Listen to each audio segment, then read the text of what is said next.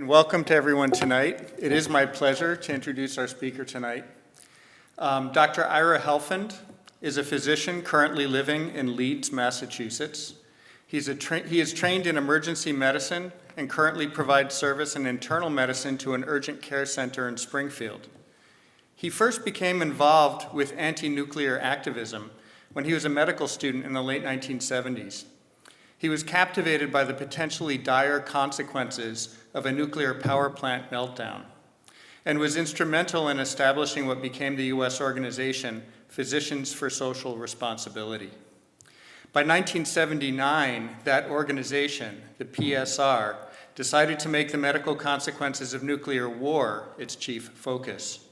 Dr. Helfand brought the PSR into the international organization, International Physicians for the Prevention of Nuclear War, or the IPPNW, in 1983. He has served as an important leader in both organizations since that time. He currently serves as co-president of the IPPNW and was elected to that position in 2012. Dr. Helfand is one of those few people historically whose efforts will now be recognized by a second Nobel Peace Prize. The IPPNW was awarded the prize in 1985 for its work raising awareness around the consequences for civilian populations should a nuclear war occur. This coming December 10th, the Nobel Peace Prize will be awarded to ICAN, or the International Campaign to Abolish Nuclear Weapons, on whose steering committee Dr. Helfand also serves, representing the IPPNW. ICAN is being recognized for its recent work to promote an international treaty to prevent or to prohibit nuclear weapons. Of all the weapons of mass destruction, which includes chemical weapons and biological weapons, as well as nuclear weapons remain the ones least regulated by international law. The Treaty on the Prohibition of Nuclear Weapons, colloquially known as the Ban Treaty, was completed this past summer at the United Nations. It will prohibit the development, testing, production, manufacture, transfer, possession, stockpiling, and use or threat of use of nuclear weapons by any signatory. The treaty will go into effect once 50 countries have signed and ratified, and currently there are 53 signatories. Dr. Helfand received his undergraduate education at Harvard and attended the Albert Einstein College of Medicine in the Bronx. He's the author of several works on nuclear war, nuclear terrorism, and the medical consequences of nuclear war, including Nuclear Famine, 2 Billion at Risk, which was published in 2012. He'll speak with us tonight on, quote, the danger of nuclear weapons now. Welcome, Dr. Helfand.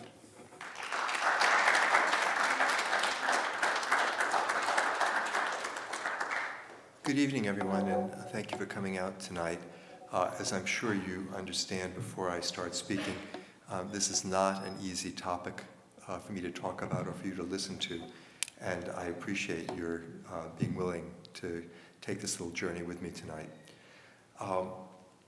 When we started PSR back in the late 1970s, early 1980s, there was a very widespread understanding of the terrible danger that nuclear weapons posed. And millions of people all around the world were concerned about this issue and taking public action about it. But when the Cold War ended in 1989, 1991, depending how you date it, the whole world started to act as if the problem of nuclear war had gone away. And there was a palpable sigh of relief across the planet that the danger that we had all felt so intensely during the Cold War was now past. Unfortunately, our sense of relief was not appropriate. The danger didn't go away. The situation was certainly better than it had been during the Cold War, but we didn't get rid of all the nuclear weapons. And in fact, there are still today in the world more than 15,000 of these weapons, the vast majority in the arsenals of the United States and Russia, about 95%. The rest in the arsenals of China, France, the UK, India, Pakistan, Israel, and North Korea. And these weapons remain a danger to us as they were a danger during the Cold War. And in recent years, that danger has grown dramatically for a number of reasons which I want to talk about briefly. There are a number of tensions between nations in the world that are playing into the increased danger of nuclear war. Four of them that I identify. There is the increasing tension between the United States and Russia. Relations between these countries are now the worst they've been in at least 30 years. There is increased tension between the United States and China, and relations between these two countries are the worst they've been in probably 40 years. And there are now some very specific potential flashpoints for conflict between the United States and China, in the South China Sea in particular. There is the situation in North Korea, which most of us are familiar with. This is the one that gets most attention these days. And it is a very dangerous situation, which we'll come back to a little bit later this evening. There is also, finally, the danger in South Asia, which gets very little attention in this country. And that is a real problem because this is an enormous threat to the whole planet. India and Pakistan have fought 4 wars since independence in 1946. They are nuclear-armed states, and there's a great fear that if they fight another war, that war will become a nuclear war. In addition to these geopolitical flashpoints, there are 3 other factors which are increasing the danger that we will see the use of nuclear weapons. First, there is the danger of cyber terrorism. We used to think that the principal danger that we faced in terms of terrorism was the possibility that a terrorist group would get its hands on a single or maybe 2 nuclear devices and bring them into a city like New York or Moscow or Bombay or Tel Aviv or London and blow them up.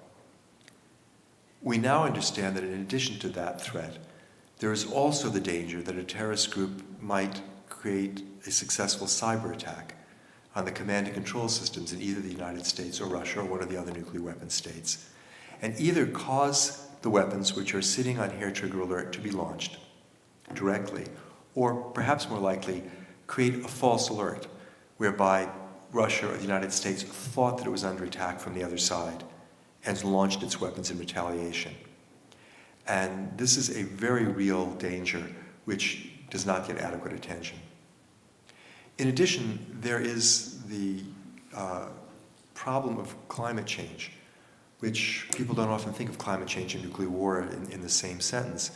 But climate change is playing a very powerful role increasing the danger that nuclear weapons will be used. And it will play an increasingly prominent role as the next few decades unfold, even if we do everything that we need to do to try to limit the extent of climate change. Because no matter what we do, there will be further rise in temperature.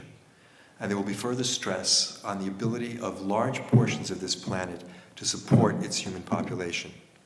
This is particularly a concern in South Asia, in the Middle East, in Northern Africa.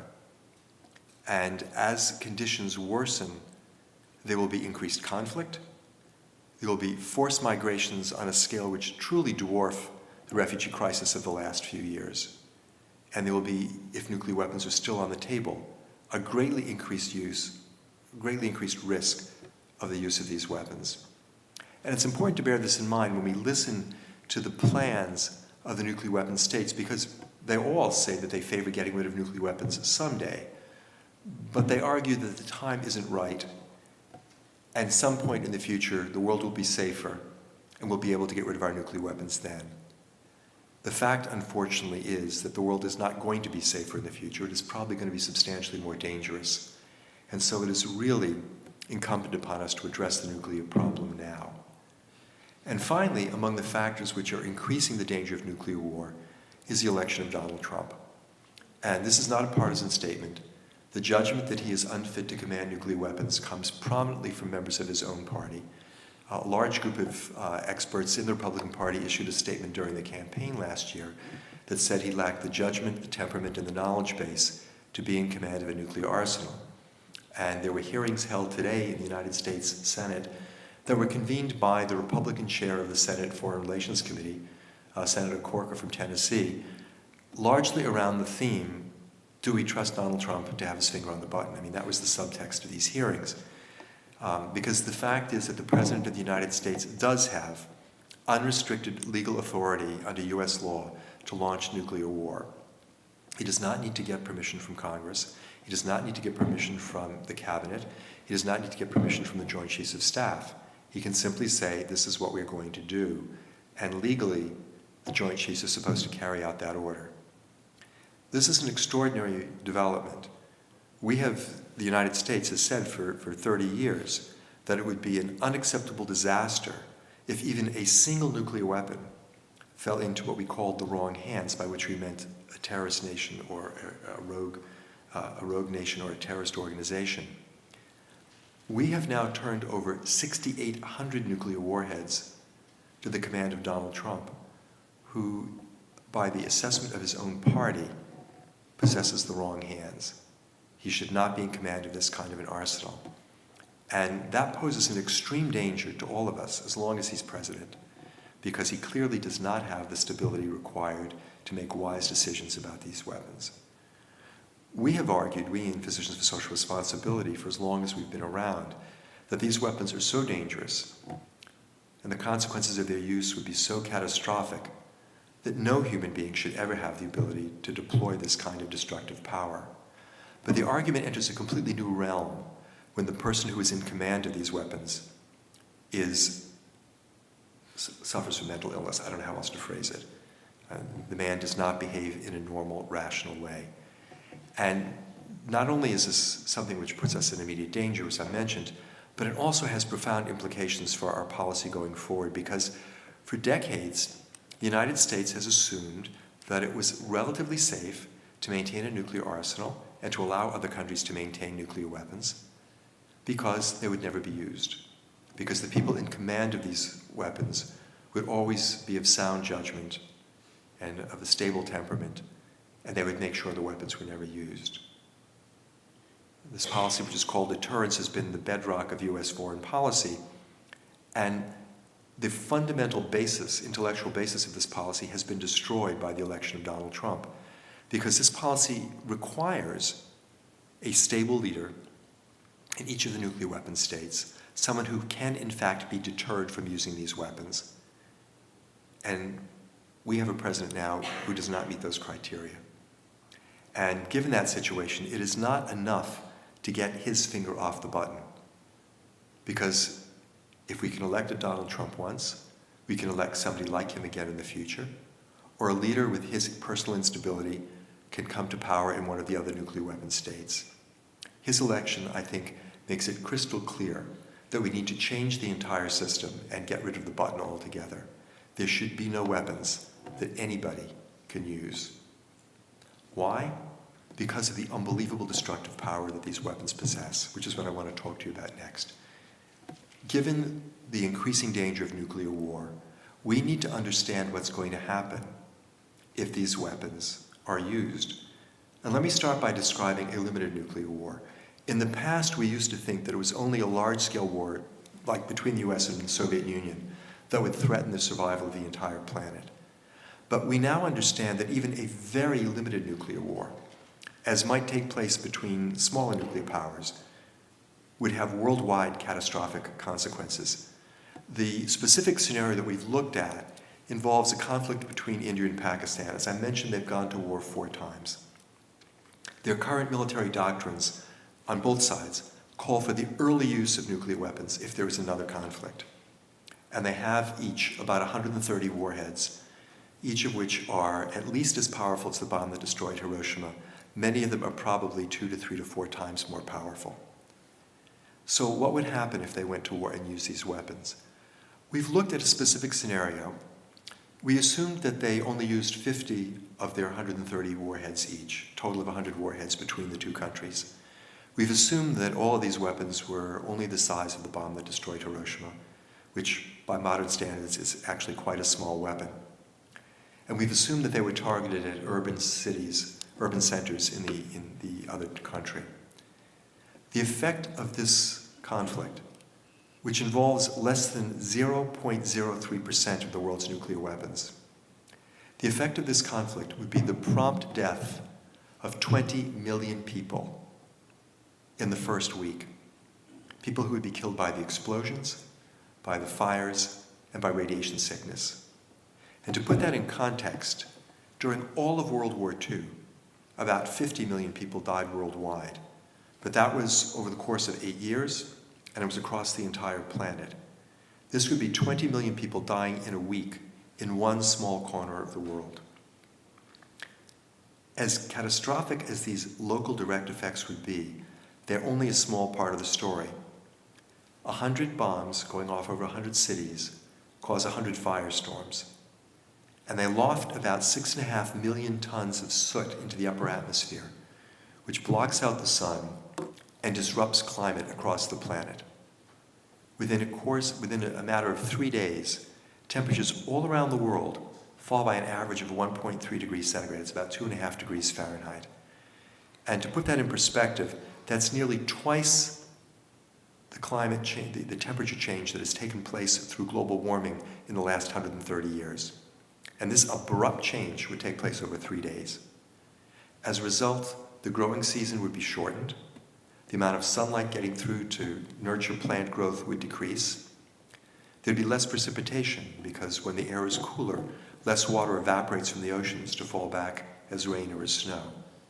There'd also be a very large ozone hole created by the soot in the upper atmosphere that would allow a lot of harmful ultraviolet light to get through to the surface of the planet. And as a result of all of these factors, there would be a catastrophic decline in food production, not just in South Asia, but across the entire planet. And the problem is, the world right now cannot withstand a significant decline in food production. We already have 795 million people who are malnourished today under baseline conditions. They're getting just enough food to keep themselves alive and to do a little bit of work. Any further decrease in their food consumption would be a catastrophe for them. There are also about 300 million people who live in countries where the level of nutrition is quite good, but where much of the food is imported. And under the conditions that would exist after this limited nuclear war, those food imports would not be available because the countries which normally export food would be hoarding food to feed their own people.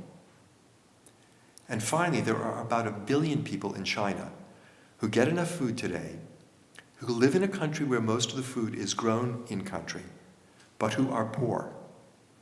China has had extraordinary economic growth in the last 30 years, but there are 1 billion people in China who still get by on less than $5 a day. And under the conditions which would exist, food prices would skyrocket, and many, if not most of these people would be unable to buy food. And so we have calculated that worldwide, over 2 billion people would be at risk of starvation. The death of 2 billion people over a decade, and this famine will last at least that long, if that were to happen, would be a disaster unprecedented in human history. It would not mean the extinction of our species. There are about 7 billion of us alive today. But it would mean the end of civilization as we know it. No civilization in human history has ever withstood a shock of this magnitude. And there is no reason to think that the very intricate, fragile, interrelated economic and social system which we have developed and which nurtures the kind of life that we have grown accustomed to, that that system could survive this kind of a shock. That's a limited nuclear war, involving a tiny fraction of the world's current nuclear weapons. A larger war, as might take place between the United States and Russia, would obviously be much greater in its destructive effects. Let me talk a little bit about this, and let me start by describing what a large-scale attack on a single city would look like. Many of us have seen pictures of Hiroshima and Nagasaki, and the devastation that befell those two cities is an important warning for us about what awaits us if nuclear weapons are used again. But the most important thing we need to know about Hiroshima and Nagasaki is that they do not begin to prepare us for what will happen the next time nuclear weapons are used. In each of these cities, it was one small bomb on one city. If there is a nuclear war between the United States and Russia, there will be many, much larger bombs falling on each targeted city.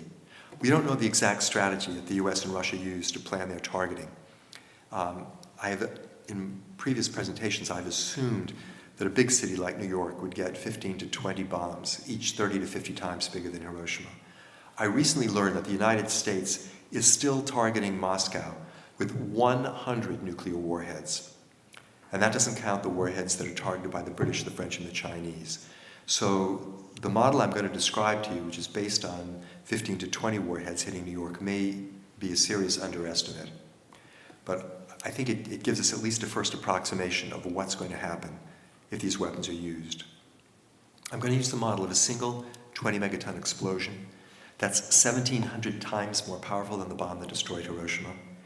It roughly estimates what would happen with 15 to 20 500 kiloton, half megaton bombs.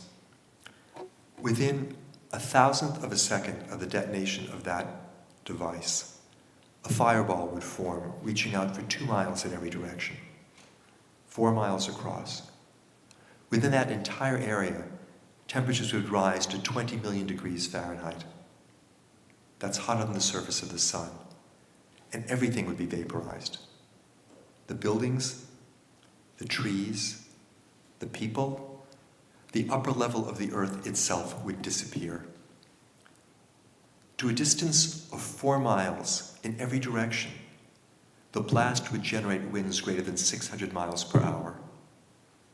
Mechanical forces of that magnitude destroy anything that human beings can build. To a distance of 6 miles in every direction, the heat would be so intense that automobiles would melt. And to a distance of 16 miles in every direction, the heat would still be so intense that everything flammable would burn. Paper, cloth, wood, gasoline, heating oil, it would all ignite. There would be hundreds of thousands of fires which over the next half hour would coalesce into a firestorm, 32 miles across, covering over 800 square miles. Within that entire area, the temperature would rise to 1,400 degrees Fahrenheit. All of the oxygen would be consumed, and every living thing would die. The bacteria and the viruses would die. It would be sterilized of all life. In the case of a city like New York, we're talking about 12 to 15 million people dead. And if this attack were part of a large-scale war between the United States and Russia, this same level of destruction would occur in every major city in both countries. A study which we did in 2002 showed that if only 300 of the 7,000 warheads in the Russian arsenal got through to targets in US cities, 75 to 100 million people would die in this first half hour. In addition, the entire economic infrastructure of the country would be destroyed. Everything that we depend on to maintain our lives. There'd be no electric grid. There'd be no internet. There'd be no public health system. There'd be no food distribution system. And in the months following this attack, the vast majority of people who did not die in the first wave of explosions and fires would also die from exposure, from epidemic disease, from starvation, from radiation poisoning. All told, in the 2 countries involved in the war, something like 500 million people dead. But again, these direct effects are only part of the story. The little war in South Asia put 6.5 million tons of soot in the upper atmosphere.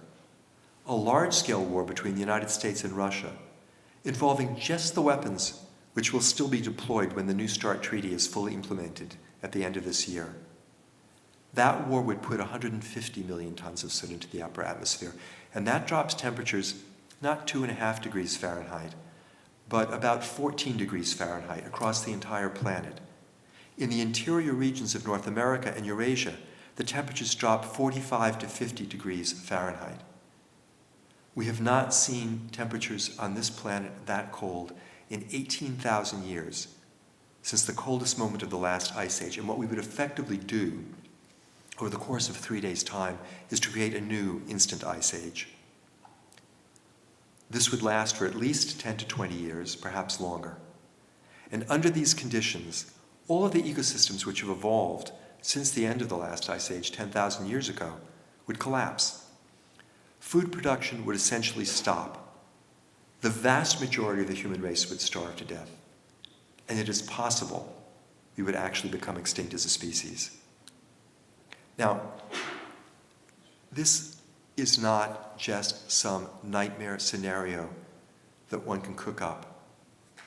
This is the danger that we live with every day as long as these weapons are maintained.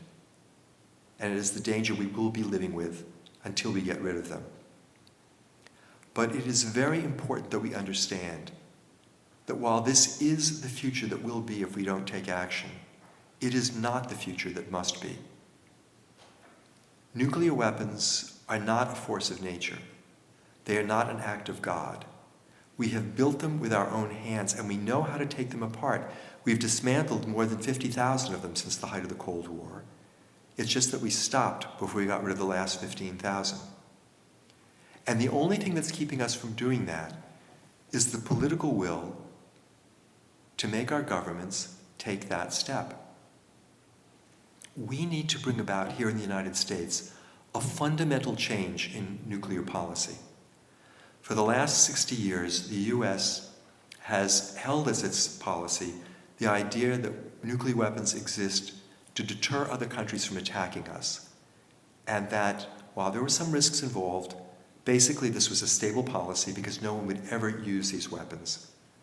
The policy was called deterrence or mutually assured destruction under the acronym MAD.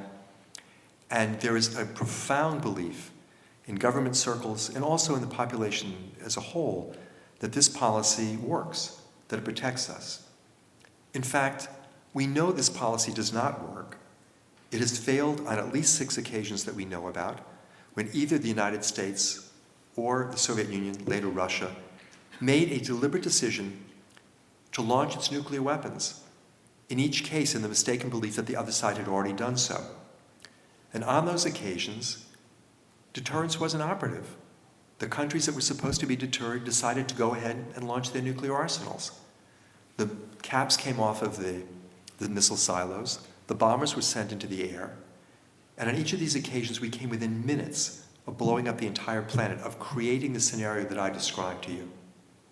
And on each of these occasions, we were saved not because we had a wise policy that assured our survival, but because we had extraordinary good luck. Robert McNamara, the Secretary of Defense during the Cuban Missile Crisis, said explicitly, "We lucked out. It was luck that prevented nuclear war." That's a direct quote from him. And that is the truth of the matter. We have been phenomenally lucky for the last 70 years. And we cannot expect that that luck is going to last forever. Sooner or later, it's going to run out. But current US nuclear policy essentially is nothing more than the hope that our luck doesn't run out, that we have good luck forever. And this is an insanely dangerous policy. We need to fundamentally change that, and we need to stop basing our security policy on the continued maintenance of these arsenals and actively work to eliminate them. Now, I don't have much optimism that that kind of change is going to take place given the current administration. But there will be a new administration that takes office on January 20th, 2021. And our job is to make sure that that administration comes to power committed, not just at the level of rhetoric, but committed as a matter of policy to seeking the security of a world free of nuclear weapons. That the president who takes office that day staffs her administration in the Defense Department, in the State Department, and the Security Council with people who are committed to eliminating these weapons. It's a very ambitious task to bring about that kind of change in so short a period of time. But we have done this before. In 1981, Ronald Reagan came to office, committed to creating a nuclear warfighting capability for the United States, and talked for 3 years, as did many of his top lieutenants, about the fact that they believed nuclear war could be fought and won, that there were conditions under which the United States should wage nuclear war, and they convinced the Soviets that we were actually planning to do this. It was an unbelievably frightening policy, and in response to that, millions of people took action, became politically active. They organized around something called the Freeze Campaign, which was a very simple statement that said that the United States and the Soviet Union should both freeze their nuclear arsenals, stop building new weapons, And they took that simple statement to city councils and town meetings and labor unions and faith communities and professional associations and universities all around the country. And they got people to sign on to this policy. And pretty soon, this very grassroots campaign had become a huge fact in the country. And millions of people were demanding a change in US nuclear policy. And in 3 years' time, we won. In January of 1984, Ronald Reagan delivered his State of the Union address, and he said in that speech, "Nuclear war can never be won and must never be fought." It was a complete 180-degree reversal of the policy of the preceding 3 years. And it was so complete and stunning a victory that we missed it when it happened. We all just thought this was rhetoric that he was putting forward for the upcoming presidential campaign. But it turns out we had actually changed his mind and changed the policy of his administration. And similar efforts in the Soviet Union had changed the thinking of the Soviet leadership, most particularly of General Secretary, later President Gorbachev. And in 3 years, we went from being directly on a path to nuclear war to a position where the leaders of the two nuclear superpowers recognized that the arms race had to stop, stopped it, and actually came close at the Reykjavik summit in 1986 to concluding an agreement to completely eliminate nuclear weapons. That agreement unfortunately foundered at the last minute over missile defense and some other issues. But it was an astonishing change in policy that was brought about by citizen activism. So we know we can do it. And what we need to do is do it again. We need to build the same kind of movement that we had in the 1980s, and we need to bring about the same kind of change. And the Freeze movement began as a grassroots initiative among peace activists in small towns in western Massachusetts, up in the hills, where towns they don't have a mayor or a city council, they have a town meeting once or twice a year. Everybody gets together and passes legislation for the town. They took the Freeze resolution to these town meetings, and that's where it got started. A group of people in western Massachusetts has launched a new campaign. It's called Back from the Brink, a call to prevent nuclear war, and it was handed out to you at the beginning, but don't look at it for a minute. It is very much modeled on the Freeze campaign. It is a simple statement of what U.S. nuclear policy should be, and it has 5 points. The U.S. should take its weapons off hair trigger alert. It should abandon the policy of first use. It should pledge that it will never use nuclear weapons first. It should end the president's unchecked authority to launch nuclear war on his or her own initiative.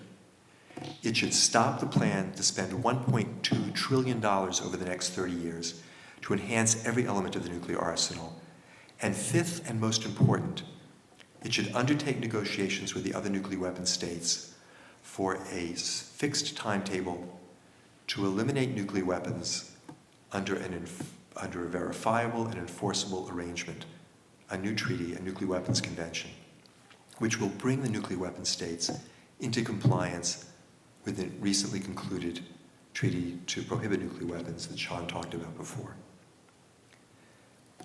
We are trying to do exactly what the Freeze movement did in the 1980s. We are going to try to bring this statement to city councils, town meetings, faith communities, and so on, all across the country.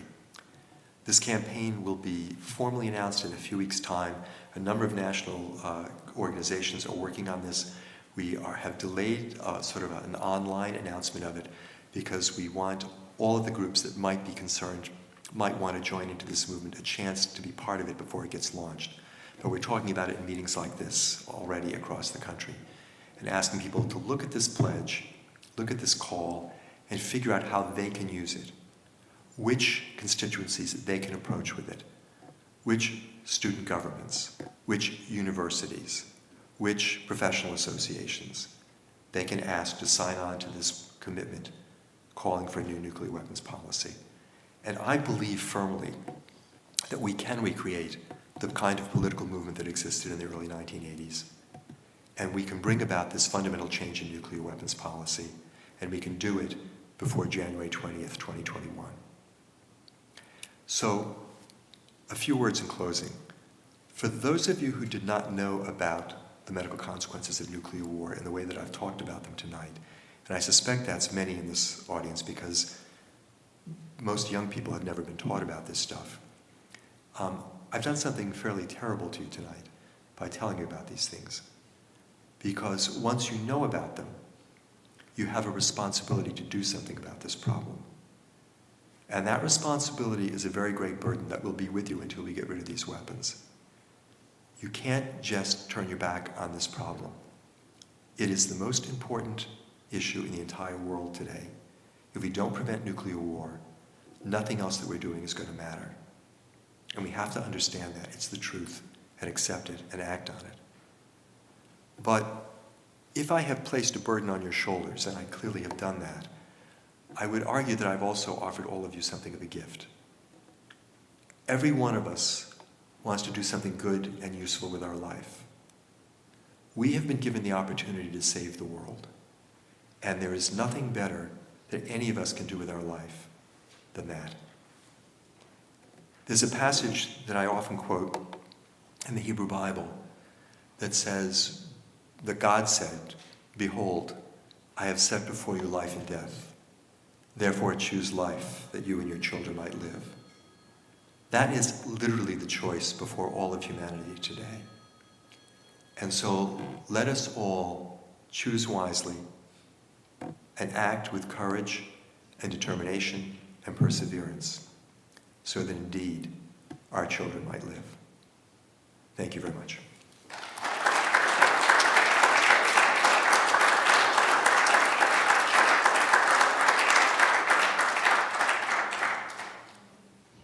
We do have the opportunity now for some conversation. So we actually have two mics, one that I'm standing at now, which is fairly short. I'll see if I can raise it up. There we go. And Professor Blesky has one in the other aisle over there. So if you have some questions or some comments, or would like to engage Dr. Helfand in some back and forth a little bit, we'd like to have that happen. So please come to one of these mics and let's get it started.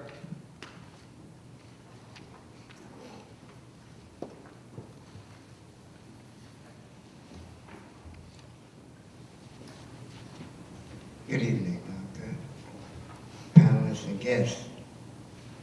My name is George W. Edwards. I had a military career during the Cold War on the nuclear front lines and Strategic Air Command under two of the, I would characterize as megalomaniac warmongers, General Curtis LeMay and General Thomas Powell, Strategic Air Command. I repaired nuclear bombers, bombing and navigation systems for B-47 at Lincoln Air Force Base in the 98th Bomb Wing. After discharge, I became an instructor teaching the bombing and navigation systems for B-52s at Lowry Air Force Base, Denver, Colorado.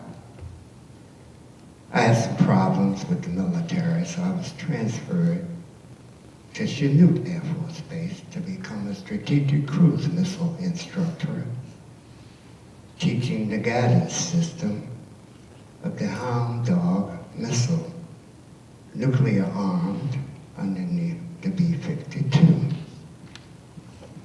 I had a complete shutdown, a breakdown, as they said, medically, psychologically, due to the incident of the Goldsboro incident, January 1961, where a B-52 broke apart during a refueling incident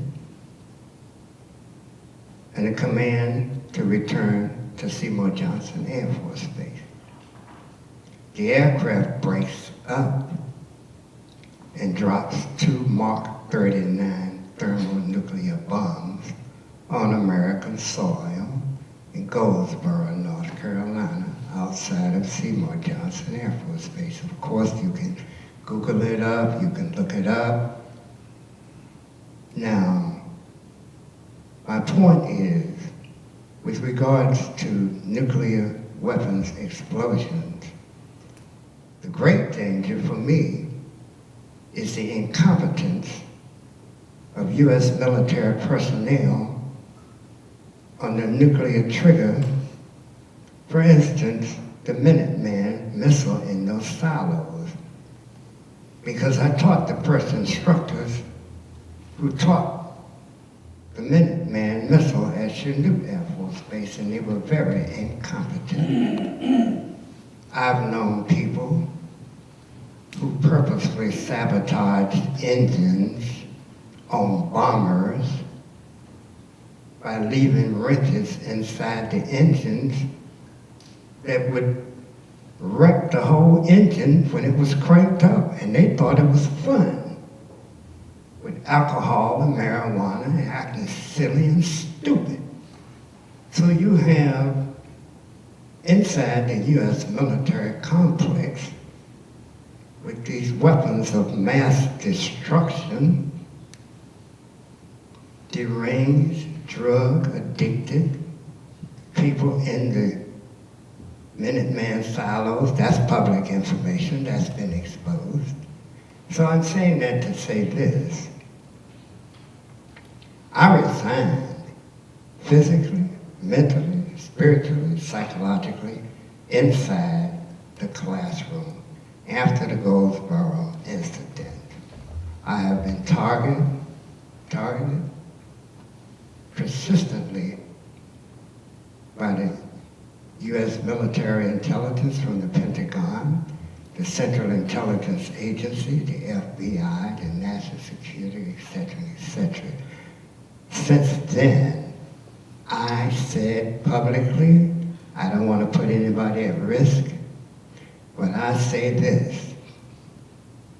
These madmen, regardless of where they are, regardless of what country and what government, look at that Able Archer 83. I don't know if I was too late, if that was mentioned before I got Able Archer 83.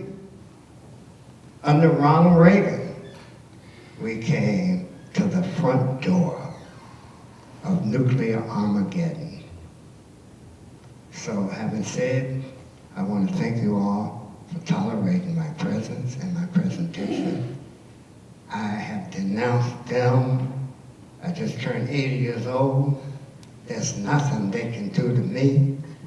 I will stand outside the Pentagon, outside the White House, outside military installations, do whatever I can to offer anything to the continuation and perpetuation of the human species and life on this planet. Thank you. Thank you.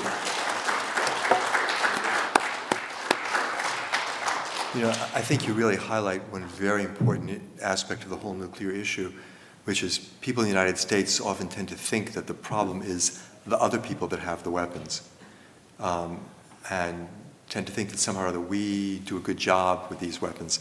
There's a wonderful book called Command and Control by Eric Schlosser that I recommend to all of you, which is hundreds of pages of long, and just details many, many, many episodes, incidents of the sort that you were just referring to, where just incredibly dangerous things took place with US nuclear weapons, accidents, acts of sabotage, and so on. Yeah. Hello? Yeah. I'm Alex. I'm just a student, a junior, and I was interested in particularly the magnitude you said of weapons nowadays. You said something like 700 times bigger than the one in Hiroshima. And I was just curious to know if you were talking about like the SAR bomb. I know that's really big, like really big explosion. So I don't know, is that bigger weapons than the SAR bomb? The Tsar bomb, well, let me just back up a little bit. The Hiroshima bomb was 15 kilotons of explosive power, 15,000 tons of TNT. Most of the weapons which we have in our arsenal today range from 100 kilotons, 6 times bigger, to up to about 500 kilotons. The Russians have some that go up to 800 kilotons. At the height of the Cold War, we had weapons that were, we did have 20 megaton That's a million tons of TNT. The Tsar Bomba was the largest nuclear explosion ever. It was not a deliverable bomb. It was just an explosion that was set off by the Soviets, and it was 55 megatons, 55 million tons of TNT, which is about 4,000 times bigger than the Hiroshima bomb. Modern weapons are much more destructive than the weapons that went off in Japan in 1945.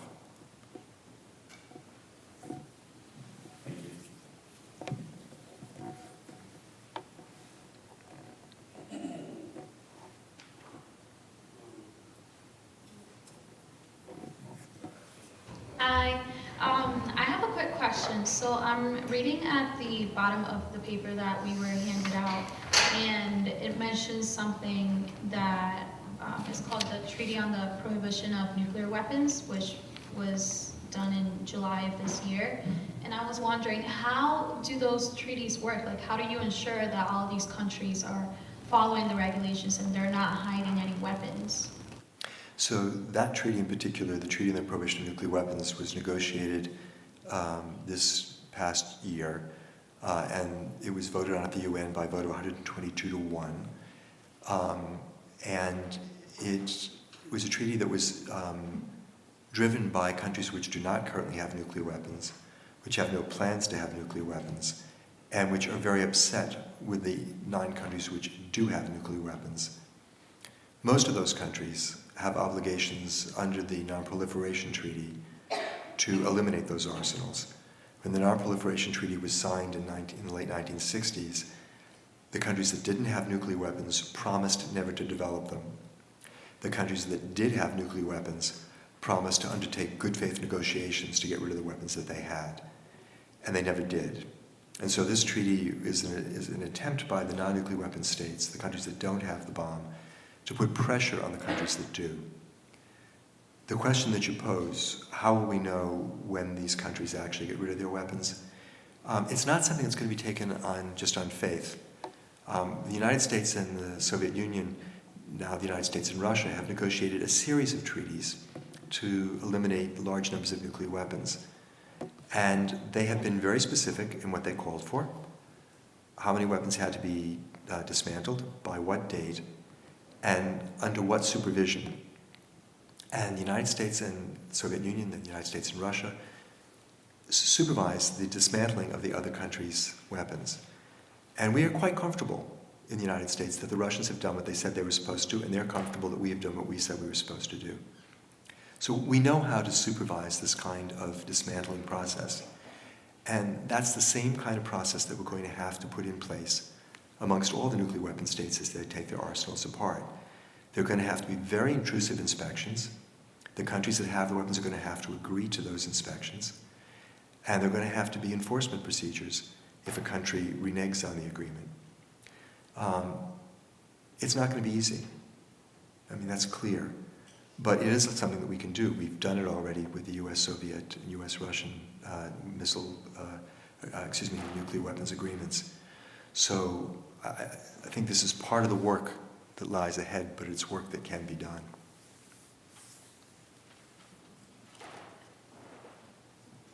Hi, my name's Ian. I wanted to know if you could give us how probable is it that we see a limited nuclear war?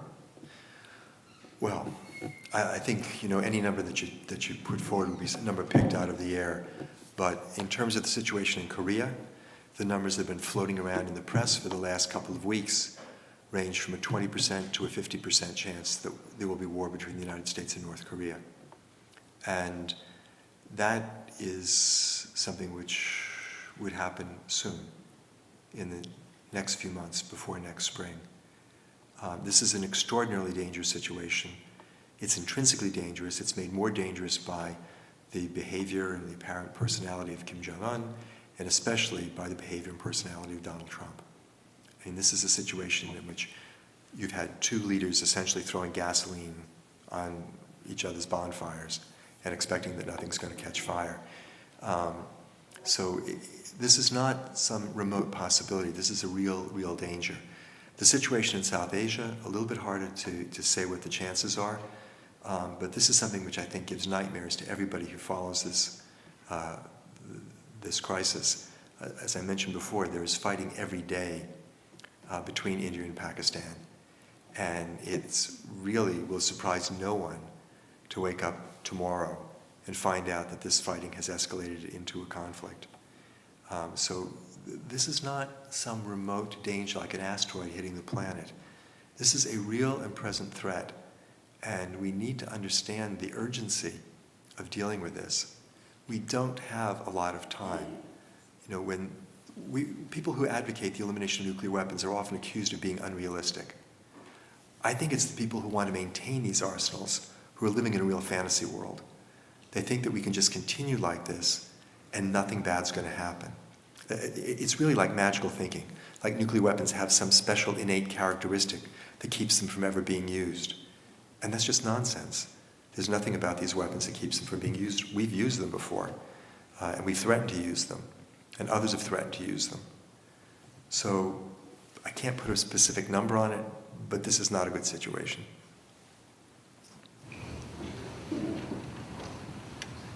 I first want to thank the gentleman who spoke from experience with, who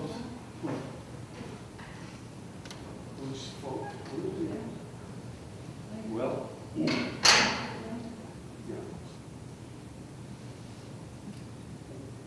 What danger of bombs if I can't even turn on my microphone? I want to thank the gentleman who spoke from his experience, because my own experience in the Army proved to me that there's no shortage of madness among the high echelon in the Army. And trusting their judgment, as America seems to do so much today, is a great mistake. I have two questions. One is the rise, the effect of religion, particularly in the United States, with fundamentalist and apocalyptic cults achieving great political power. We could possibly be replacing a man like Trump with someone who's dedicated to the extinguishing of life on Earth. It's a fantasy, but is it a real fantasy or not? The other question is, I wonder about the state of Israel. What would ever get Israel to give up its weapons, number one, and number two, if it uses a weapon, what would be the effect on the world of a weapon, let us just say one bomb? What would be the bounce back effect of that? So I have those two concerns. So first of all, on the question of end of time theology, this is something that gives a lot of people nightmares, I think. There are people who think that the end of the world would be good. Most of us don't. But we have created instruments that would enable them to get their wish if they got control of them. And there are fundamentalist Christians in this country who believe that the end times are a good thing. There are people in the Islamic world who believe that if it's for the right cause, everyone goes to paradise. It's a very dangerous situation. And I think it just underlines, the basic fallacy of this whole enterprise. Human beings are not the most rational creatures in the world. We engage in all kinds of weird behavior. And frankly, we just can't be trusted with this kind of destructive power, period. Not nuclear weapons, not anything else that has the ability to cause this kind of destruction. We have shown in the last century, and so far in this one, an unbelievable willingness to wreak havoc on our fellow human beings, and for whatever reason. And the amplification of that ability by building more and more powerful weapons has been the trend of the last century, and it has been an unmitigated disaster all the way along. We keep on thinking that we will be more secure if we have more destructive weapons. We're not. We're less secure. With regards to Israel, a couple of things. First of all, I think the most important question, what would induce Israel to give up its nuclear weapons? I think this is a question that pertains also to Pakistan and North Korea. Of the nuclear weapon states, these are the three which I think are going to be most difficult to convince. And for the same reason, In the case of Israel and Pakistan, the leaders believe that national survival is at stake. In the case of North Korea, they believe that regime survival is at stake. They feel that they're threatened, and they feel that somehow or other these weapons make them more secure. In the particular case of Israel, I think the argument would be easier than perhaps with Pakistan or North Korea. Israel has never felt the need to advertise its nuclear arsenal. It's tried to keep it secret and tried to deny that it even has it. It has felt that it is secure with its conventional military force. And I think what would be required, though, as will be required with North Korea and Pakistan, is that part of the process of negotiating the elimination of those weapons, these countries are going to need to receive adequate security guarantees so that their people and their leadership feel that they do not need to rely on weapons of mass destruction. What would happen if the Israelis used a single nuclear weapon? Depends what size it is, but probably, it pretty much whatever would happen with any nuclear weapon. The one time the Israelis have contemplated using a nuclear weapon that we know about was during the Yom Kippur War in 1973, sorry. Thank you. And the contemplated use was a demonstration project. There was a proposal that they set off a nuclear weapon in the Sinai Desert within sight of Egyptian forces, but not attack Egyptian forces with that. I don't know what size weapons the Israelis would use under what circumstances, but if it were a small weapon meant in that way to sort of put as a threat, as a demonstration of the ability to cause great harm, it would probably be a Hiroshima-sized bomb and hopefully not on a large city, but it would cause a tremendous amount of destruction. The biggest danger of anybody using even a single nuclear weapon, and this goes back to the US and Korea, is that we have successfully built a firewall since Nagasaki. And crossing that firewall in any way, any use of a nuclear weapon by anyone, I think would be enormously destructive to world security and to world stability. And there is an immediate dimension to this, given that Donald Trump has said that diplomacy will not work in North Korea, that we know what to do. He undoubtedly has asked the Pentagon to prepare for him a military plan of action for what it would take to take out the North Korean military and missile programs. And at a conference I was at this summer, a group of experts looked at what they thought it would take. And their best estimate was that given all the tunnels and caves that the North Koreans have their missiles and nuclear program hidden in, and given the large number of artillery pieces just north of the demilitarized zone that are aimed at Seoul, it would take something on the order of 80 nuclear weapons to reliably take out the North Korean nuclear, missile, and conventional forces. This is it's not a single bomb as a demonstration. This is a large-scale nuclear attack. And I think we have to fear that Donald Trump might try to order something like this.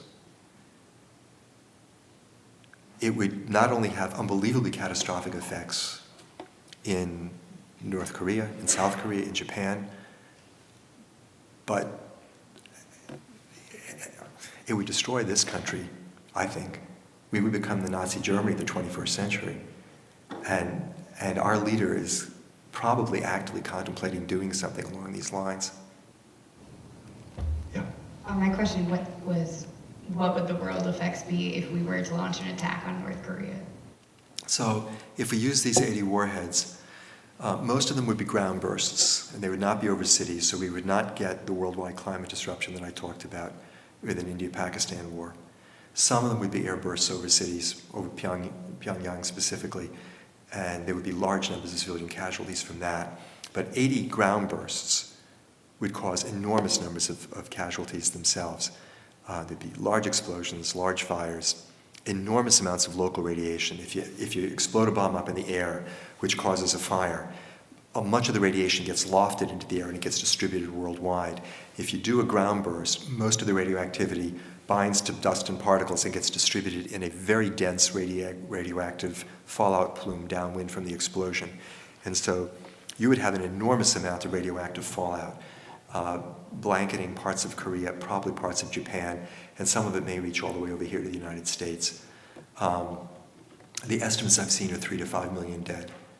from this attack in the Koreas and Japan. And again, this assumes that it actually is 100% successful, that the Koreans don't get to launch one or more nuclear weapons at Seoul, a city of 20 million, or Tokyo, a city of 35 million.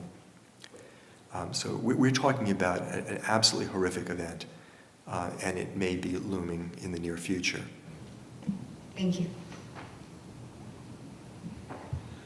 I'm just wondering how much of a false sense of security it is that we perhaps have in this country when people talk about missile defense systems. It's a completely false sense of security. Our missile defense system has been in development since 1983, and it doesn't work. If they test it against a missile that we launch, are knowing the exact time, the exact trajectory of this missile, we're successful some percentage of the time, not 100%. Against a significant number of missiles coming in from multiple places, when we don't know when they're coming, what the exact trajectory is going to be, I think that there would be a very, very large failure rate. And given the enormous destructiveness of nuclear weapons, you can afford to have half of your nuclear weapons be taken up by missile defense. You still destroy the country you're attacking. This is an extraordinarily unfortunate program. It grew out of Ronald Reagan's very naive belief that technology could fix all things. It was quickly glommed onto by a bunch of defense contractors who are making a fortune off of it. And it has gummed up the works ever since Reykjavik. We could have had an agreement with the Russians to completely eliminate both nuclear arsenals, but the US insisted on maintaining its missile defense. And the Russians said, missile defense is not defensive. It enables you to be able to undertake offensive action against us. And if you keep that, we can't trust you. Now, both sides were totally nuts. The US thought it would actually work, and the Russians thought it would actually work. And both, the US insisted on keeping it because they thought it would give us this advantage over the Russians. The Russians insisted it had to go because they thought it would give the US an advantage. It wasn't going to really help the US at all, but it did derail those negotiations. It's playing a very significant similar role today. The Russians are not willing to consider at the moment further reductions in their nuclear arsenal if we insist on deploying missile defense systems, even if they know that they're not going to work very well. So it's a very false sense of security, especially when you look at how few nuclear explosions it would take to cause a worldwide catastrophe. You know, the acronym that was used in the Cold War was mutually assured destruction, MAD. My colleague Alan Robach says we really need to replace that with SAD, self-assured destruction. If we use our own weapons, the global climate disruption will destroy us, even if the other side never strikes back. Yeah. So I'm just trying to understand the physical aspects of a bomb and what does it take to actually dismantle one of these, and how long does that take, and does anyone get harmed in that? And then what do you do with the materials after that? Well, the last part is a really difficult one. The actual dismantlement is not that difficult. You've got either highly enriched uranium or plutonium arranged in an array, so that when a chemical explosion goes off, it is forced together into a critical mass that creates a nuclear explosion. All you need to do is separate the pieces. So you open up the warhead and you take out the different pieces of plutonium or the different pieces of highly enriched uranium, and the bomb is dismantled. It's simple, it's quick, and people who are doing this need to be protected against the radioactivity, although there's not a lot of radioactivity coming out of intact highly enriched uranium or plutonium unless it's disturbed. So that part's pretty easy. What's difficult is figuring out what to do with the stuff afterwards. And this is a huge problem. We've got enormous quantities of these materials all over the planet. They pose a health risk over time because they do release radioactivity. They pose an ongoing risk of people getting hold of them and reassembling them into nuclear explosives. We've never come up with a really permanent storage solution to this problem. And that is something we need to work on. But you know, the bottom line is the most dangerous configuration for these materials to be in is assembled in a nuclear bomb that can go off. So taking that bomb apart is a huge step in the right direction. And then we still have a big problem figuring out how to store this material permanently so that it can never be reassembled and so that it doesn't cause health effects going forward. Plutonium in particular has a radioactive half-life of about 25,000 years, which means it needs to be isolated from the environment for about 500,000 years. And the hubris of creating this material with requirements like that, given that all of human history is about 7,000, 8,000 years, is just stunning.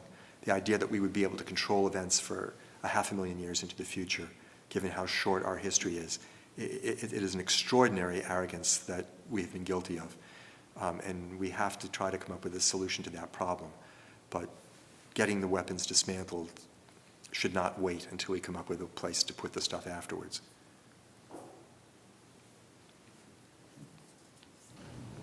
A quick question on the ending the president's sole unchecked authority to launch a nuclear attack. It come to my attention, and I could be wrong, I think it was a New York Times piece a couple of months ago, that on the nuclear codes, the football being carried wherever the president goes by an aide-de-camp or someone, but that in the scenario where it is brought to his attention and he launches the codes, they do go to a strategic command center and they're not immediately carried out. I guess my question is, there are some fail-safe mechanisms, and one could assume that if our president is in fact insane, I would say, let's say, Mad Dog Mattis is not. In other words, if I go back to some of the films, Dr. Strangelove or Failsafe, it is possible that there are more rational people in the chain of command who would say, no, we're not going to do this. Are there fail-safe mechanisms? Could you just explain a little bit of what you know about this system? Yeah, there really are not fail-safe mechanisms. If the president gives the order to launch nuclear weapons and activates the codes, the people receiving those orders are supposed to carry them out promptly, and the whole system is designed to allow the weapons to be launched in less than 15 minutes. It's a holdover from the Cold War when we thought the Russians might launch a surprise attack, and we had to have a system designed so that our weapons would be launched before they were destroyed on the ground. And there is no legal check on the president's authority. The Secretary of Defense passes on the order. He is not allowed, under law, to refuse that order. He can refuse it. That would be an illegal act on his part.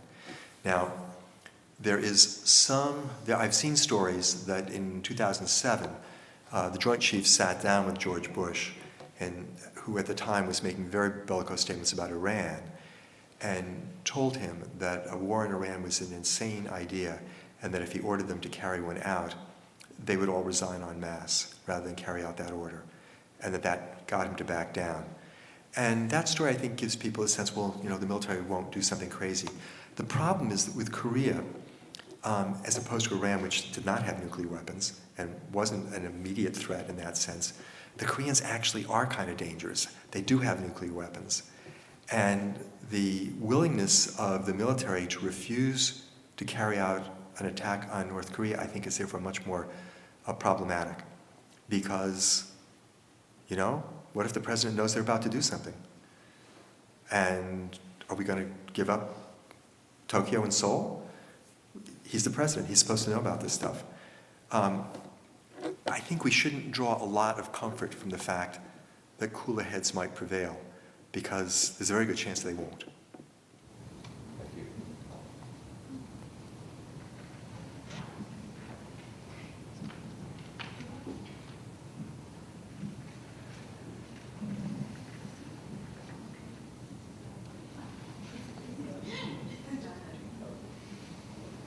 I have another question, and you probably don't have an answer for this one, but I'm just trying to understand why we would create something as dangerous as nuclear weapons when they will not only harm, as you've said, the countries that are targeted, but us as well. Like, why would we create something like that? Like, when they were created, did we know that would be the extension of the nuclear weapons, or was it just something that along the ways we were like, oh, we didn't know that it would be this bad, we didn't know it could be this catastrophic? Yeah, I think we built nuclear weapons for the reason that we've built all powerful weapon systems. In much of human history, having more powerful weapons actually gave you an advantage and made you somewhat more secure if a war occurred. When the English got the longbow at the Battle of Agincourt, they were able to defeat the French that didn't have a longbow. And when the Gatling gun was invented, the first person that had it thought this was going to give them a big advantage. It didn't take very long for everybody else to build it. The U.S., the specific genesis of the U.S. nuclear arsenal, we built the bomb during World War II in the belief that Hitler was building it. Many of the scientists who built it were anti-Nazi, anti-fascist. Many of them were Jewish refugees from Europe who were afraid that Hitler was going to get the bomb and that we needed to get it first. To their credit, most of those people quickly got out of the program and denounced it as soon as the war in Europe was over. But the military had already gotten a taste of this, that this was an incredibly powerful weapon, and powerful weapons were equated with strength and security. As the nuclear enterprise progressed, I think there were three reasons why we continued to do this. There are three groups of people. There's a small group that were benefiting financially from this, the military contractors, and it was pretty corrupt. They were making a lot of money, they still are, and they are deeply invested in this enterprise. Secondly, there were a group of people who, like the original military people who wanted to use this in Japan, felt that this would enable us to project power in the world and to achieve what we wanted to achieve, to push other countries around. And third, the largest group, and the one that I think we need to reach out to because I think they basically share our core beliefs, there were people who thought that these weapons would make us safe, that people wouldn't attack us if we had these weapons. They didn't understand what these weapons would do. And that's been the job of my organization, to try to change that. And what we find all the time is that people don't understand what these weapons are going to do. The data about limited nuclear war causing global climate disruption has been available in the open literature since 2006. I briefed Elizabeth Warren about this last Thursday. She's a good person and a very smart person. She didn't know about this until I met with her. I briefed people in the US government during the Obama administration, people who were in charge of our nuclear weapons policy, both in the State Department and the National Security Committee, National Security Council. They didn't know about this. When we briefed Gorbachev and Reagan during the 80s, they did not know what these weapons would do. And with specific reference to the question about self-assured destruction, they don't understand this. They actually think that under certain circumstances they can use the weapons. And they don't want to hear what we're telling them, because this is a classic inconvenient truth. If the use of a very small number of nuclear weapons will be suicidal, then this whole enterprise doesn't make any sense at all. And they just can't face that. They built their careers, they built their security strategies around this idea. And part of what we have to do in the next 3 or 4 years is to help them understand this. We have to confront them in a way that their delicate egos aren't put on the defensive, and help them to understand the mistake they've made and the need to change. And I have a meeting later this week with a former Undersecretary of State from the Obama administration, who played a terrible role trying to derail the ban treaty. And I'm very curious to see where his thinking is now. If, given what's happened, Trump's ascendancy, they're able to step back and say, oh my God, we were wrong. There is a large group of people who have retired from military positions and who now get it, and are very powerful champions of the idea of getting rid of nuclear weapons. But the people who are still in power are sort of isolate themselves from these inconvenient facts. I just have one more question. Yeah. It's not every day you get to talk to a Nobel laureate. So you talked about how this nuclear war could affect climate change and food production. So if nuclear war is potentially one of the biggest filters that we see for humanity, which of those two do you see as the next great barrier for us to get over in order to progress as a... Climate change and nuclear war? No, climate change and food production, starvation, population growth. Well, you know, I think there are several problems we have to work on simultaneously. We need to be stopping climate change because that is going to cause a lot of these problems, including declining food production. But we need to urgently attend to the issue of nuclear war. And it's a little bit like, I mean, the analogy I use, I'm a practicing doctor, I think of my patients. Someone comes into the ER and they've got cancer which needs to be treated or they're going to die, but they're having a heart attack today. I got to deal with the heart attack first. I think the threat of nuclear war is incredibly short term. If we don't deal with this very quickly, we're going to be in big trouble. Frankly, if we don't get an administration in 2021 which really understands the need to eliminate nuclear weapons, I start to become pessimistic because I think we are running out of time. So let me just sort of close by saying I'm not pessimistic at the moment, despite all the horrible things I've told you tonight. I think that we have a real chance to save the world. We have done this in the lifetime of some of us in the room. We stopped the Cold War arms race. We stopped the Cold War. And we were heading for nuclear war then, and we didn't have one. We can do this again. It's going to take a lot of work on our part, but it is absolutely something that we can do. And so I would really encourage you, especially I'm talking to the young people in the room who did not live through the Cold War, to really take on this issue. I mean, all of you, who has not seen or read The Lord of the Ring? Is there anybody that's not familiar with this? Okay, nuclear weapons are the ring of power. They're the closest we've ever gotten to building a ring of power here on this earth. And the struggle to get rid of nuclear weapons is every bit as heroic, every bit as grand as the quest undertaken by the Fellowship of the Ring. The only difference is that the Fellowship of the Ring was limited to a couple of dwarves and a few elves and stuff. Our fellowship requires all of us to be involved in this. And none of us is expected to do this by ourselves. But every one of us is expected to do that part of the job which is ours to do. So the challenge I would put to each of us, myself included, is to wake up every morning and think, what can I do today to help limit the danger of nuclear war? It doesn't have to be everything that you do. I'm not a full-time activist. I practice medicine 45 hours a week. I do this on the side. And that means that each one of you, despite the other things you're doing, your studies and so on, can spend some time working on this issue. And that's what we all need to do.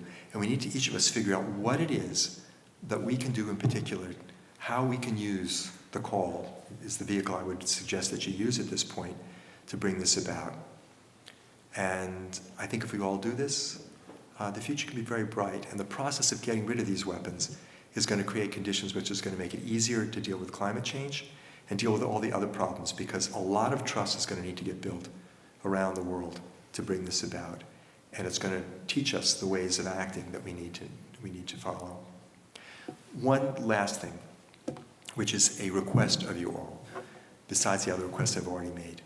When you leave the room today, the first thing that's going to happen is you're going to start to forget everything that I've said. It's not just the usual process of forgetting, but there's an active erasure that goes on. This stuff is extremely unpleasant, and no one likes to think about it. And the way the human mind reacts to that is to actively put it aside and suppress it. It's a very normal human response. It's something we need to do to keep from going crazy. But don't do it. You can put it aside a little bit. I don't want you to go crazy. And it is possible to put it aside. I lead a relatively normal life, despite thinking about this stuff a lot. But I do think about it some. And that's the request I make to you. Don't let this stuff be forgotten. You have to figure out how to keep it at least enough in your mind that it influences your activity, that it leads you to wake up each morning thinking, okay, in addition to studying for my chemistry test, today I'm going to do X. And if we all do that, we're going to be okay. We're going to win this. Thank you.